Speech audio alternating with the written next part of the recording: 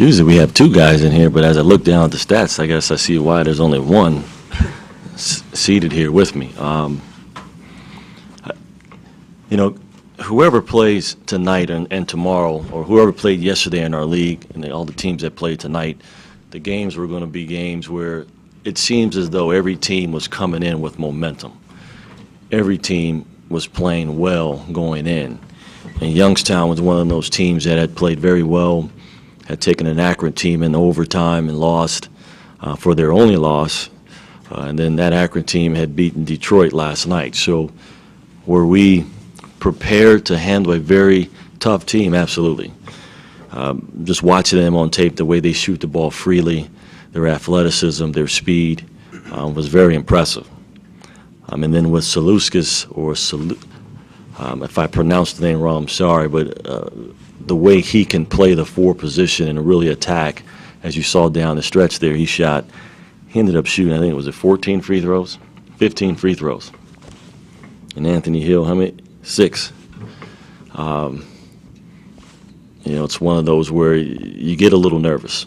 But what I was pleased with the way our guys, we stuck to our plan and continued to play Milwaukee basketball, and that's what ultimately won it for us, along with the clamping down defensively and having them shoot 28% in the second half.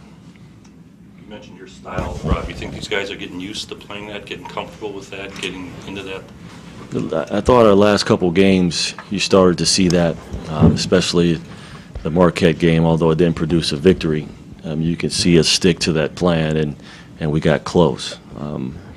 And yes, you can definitely see these guys starting to understand our pace, our style, and stay within that framework. What do you think of this young man? I watched the games, and I didn't really know he had 30 and 12. I just knew we wanted him to get the ball a few more times in the post, and I was hoping for a few more whistles that seemed to elude us and kept Youngstown close. But he had a magnificent game for us, and you know me, I'm always going to find something that he could have done better, but that's the coach in me. He had 20. Would you like to see 30 touches in the post? I mean, because it seemed they had no answer, and they were always playing behind him.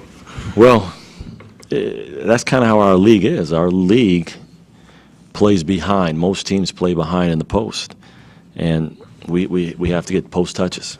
And it didn't matter if it was him or any of our other guys, but we know Anthony Hill is a big. He can be a difference for us on the offensive end because he can put the game at our pace and dishearten some guys, create some foul trouble in guys coming off the bench that might not might not want to be used by the other team because he can wear teams down. So I thought we had because of his performance, we were able to wear them down a little bit. Were you feeling it in there? It looked like you almost knew you could get to the rim there for some stretches of that. A little bit. Coach just telling me to stay aggressive and just attack. So, I mean, that's what I try to do. Were you just feeling it? Yeah. After a while, I was just kind of feeling it. Yeah. So. Are your teammates getting it to you at a good time now when you've got a good position? When you're down low, are they getting it to you at the right time? Yeah, they look for me. One of the biggest things I tell them is that, you know, if it's backside help, don't pass it to me.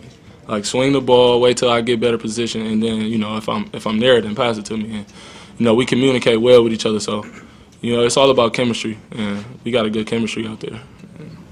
Coach, can you talk about Kelm and kind of the role he's kind of developed for you guys, and were you expecting him to be as productive, you know, your first game of this conference season?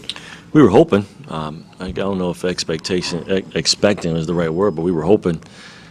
With strength, he'll be able to finish on some of those plays. I mean, he's getting his hands on balls. A few of those looks like he can tip dunk them, but you know, I'm not 6'9". I mean, I can talk a good game, but I don't know if I can actually do what I'm asking him to do. But no, his progress is going to be one where he's a freshman. It's going to be up and down days, but he seemed to at least be steady with his passing and at least his ability to get to the glass for rebounding. Rob, Tony Meyer, you know, only 4 points, but 8 rebounds and 6 assists. Is that a nice game for you? Yeah, he's really, Tony Meyer of all of our guys, I think, is the one that has improved in areas that are really unexpected with the assists. Defensively, he comes up with some timely plays, and I look at the stat sheet, and what I'm most impressed is that he didn't attempt a three. And before you look at a stat sheet with Tony Meyer, he'd have 3-4 attempts at least. But he's starting to try to play the other parts of the game, rebounding, passing the basketball, setting screens, playing more of a complete game. And against Marquette, I think he had 4 or 5 threes. Tonight, he did what the team needed him to do. That's encouraging. The lineup change with Gerard, what were you looking for? We're just trying to start a little faster. We've been, up until a few games ago, we had started the year behind. We had played most of the first half in a deficit. And because of that, we rushed in a few games and got overextended and got a little discouraged.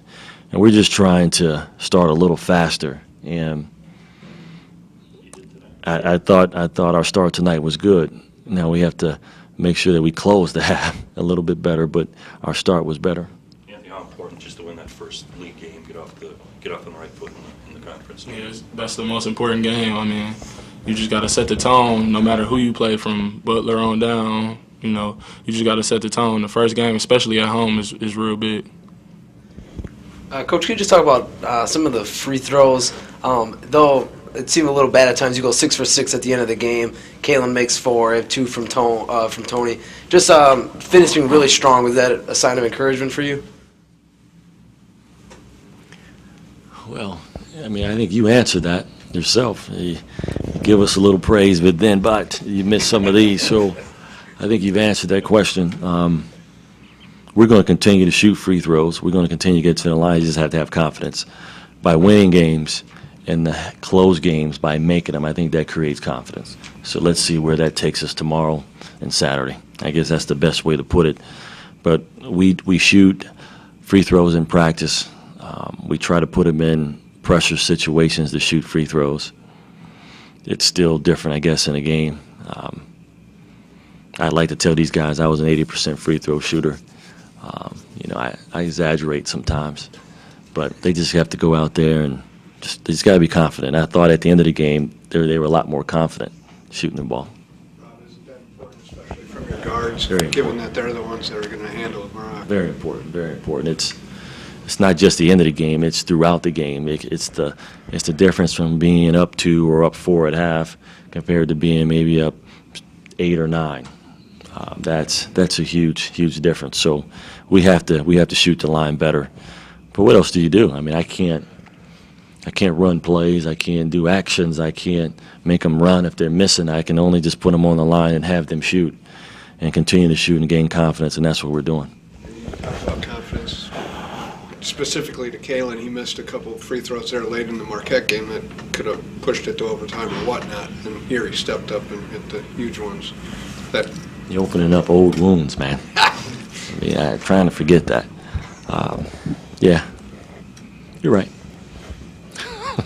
Rob, you like how the schedule is now, where you get these 2 league games early on, and then get a little taste of it and then go back into non-conference, or what do you think about they're doing?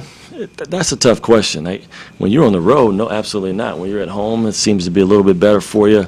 I don't know. I kind of like keeping that conference season between January and early March. That's what I like. I think it gives you some more time to work through some things because the conference is so important. I think the biggest thing is that we won't see this team until a couple months from now, and I don't know if that's good. But it's the schedule. We've known about this for a while, so you just kind of have to roll with it. But I do like once we get into the conference season and it's just one conference team after the next. There's a lot of familiarity, same travel. You go to the same hotels. You do the same things. That's a positive. But we're used to it. I think everyone in the league would say, hey, we have to do it, and we kind of get used to it, so we go with it. Does it matter